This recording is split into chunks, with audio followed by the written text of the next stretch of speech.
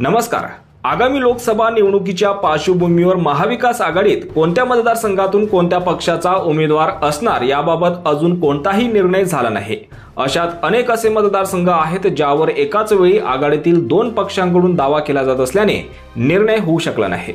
मात्र काही मतदारसंघाबाबत निर्णय झाले असल्याची माहिती मिळत आहे, ज्यात कोल्हापूर लोकसभा मतदारसंघ महाविकास आघाडीमध्ये काँग्रेस लढवणार असल्याचं बोललं जात होतं। पण याच वेळी सांगली लोकसभा मतदारसंघाची जागा कुणाला सुटणार यावरून देखील चर्चा आहे। असे असतानाच डबल महाराष्ट्र केसरी चंद्रहार पाटील यांची सांगली लोकसभा मतदारसंघातून महाविकास आघाडीकडून उमेदवारी जवळपास निश्चित मानली जात आहे। तर चंद्रहार पाटील यांनी शिवसेना ठाकरे गटाचे पक्षप्रमुख उद्धव ठाकरे यांची मातोश्रीवर जाऊन भेट घेतली आहे। या भेटीत देखील यावर चर्चा झाली असल्याची माहिती मिळत आहे। याच दरम्यान कोल्हापूर लोकसभा मतदारसंघ महाविकास आघाडीमध्ये काँग्रेस लढवणार असल्याचं निश्चित होत असताना सांगली लोकसभा मतदारसंघाची जागा शिवसेना ठाकरे गट लढवणार असल्याची माहिती आहे।